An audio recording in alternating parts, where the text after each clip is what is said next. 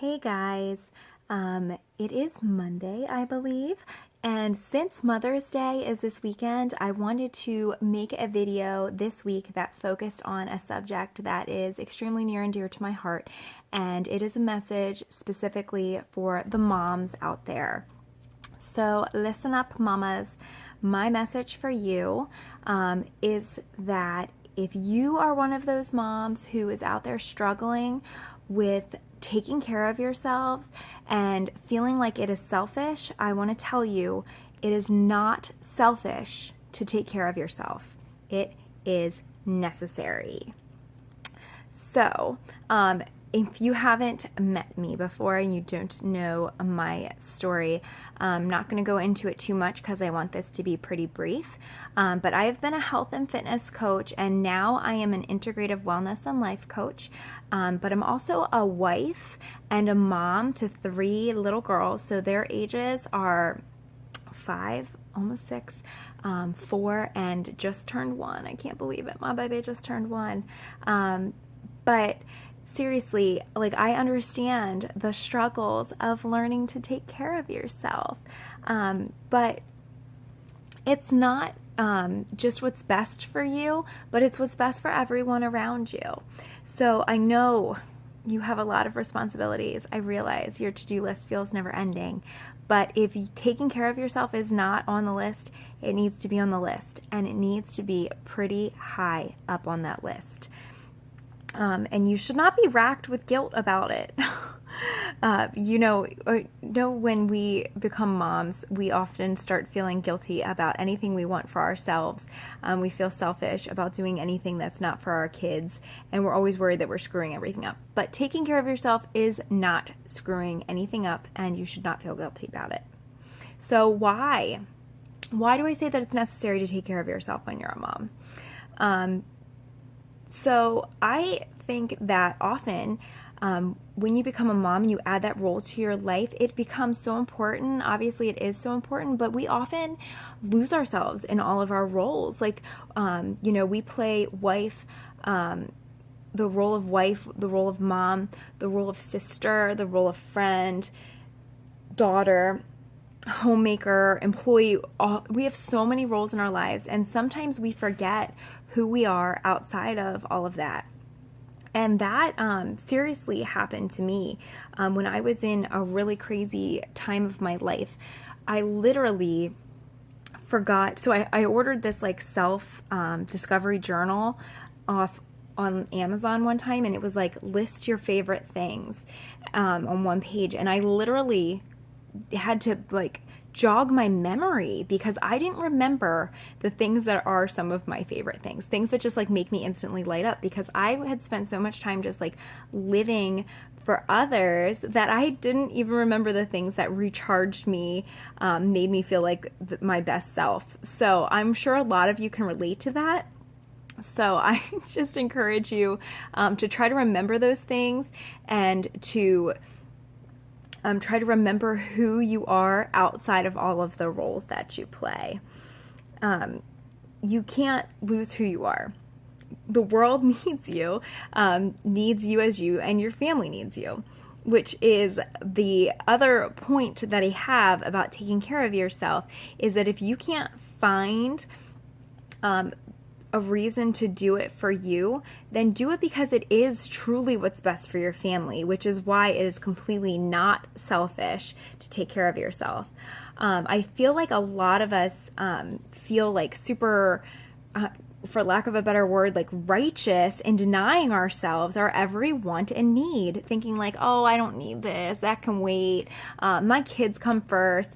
Like, of course, in some ways it is noble to sacrifice things for your children.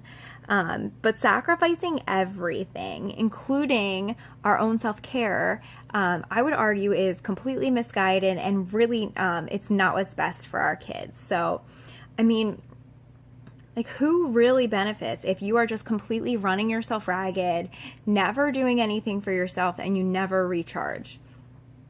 I am sure you've heard the phrase because it's like a really popular now, but you can't pour from an empty cup.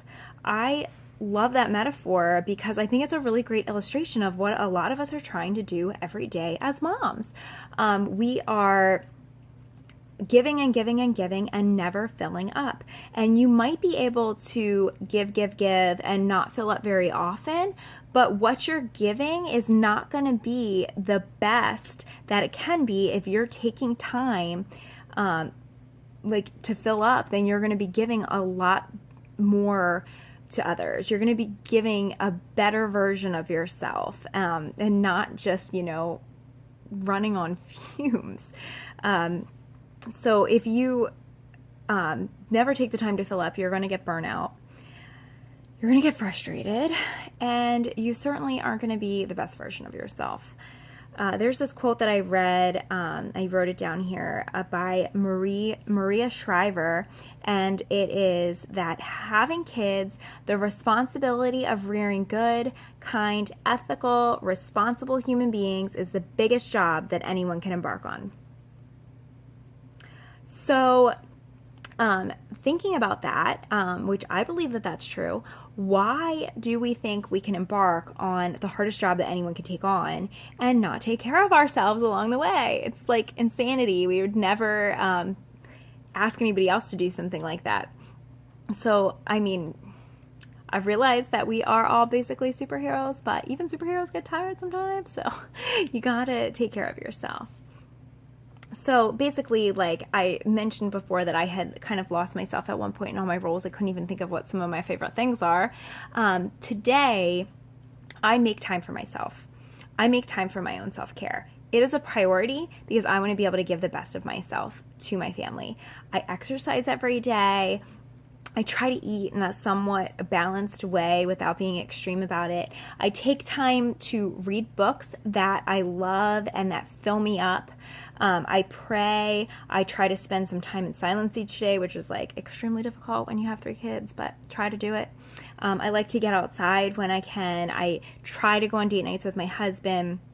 So I'm not saying that you should ignore your kids or go out every night. I definitely don't do that. But what I am saying is that you shouldn't feel bad about occasionally going out on a girls' night with your friends or going out on a date night with your husband. You should hopefully make the date night with your husband a little more than occasional. But, we do what we can.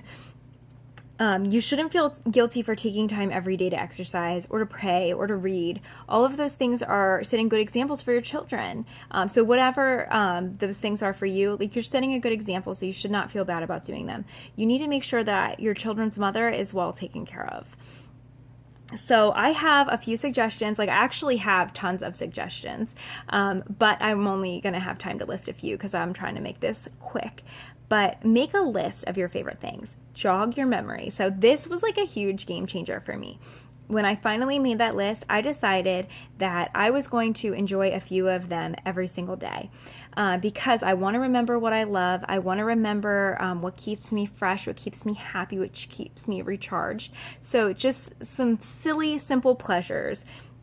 A few examples of mine. Now, please don't make fun of me, but a good cup of coffee. I got a lot of coffee mamas out there. A good book, some fresh air, writing. I really enjoy writing. It really helps me clarify my thoughts and get everything out. And the Golden Girls. I love me some Golden Girls. So just taking some time each day to enjoy one of the things on my list. It doesn't take a lot of time, but it does really help.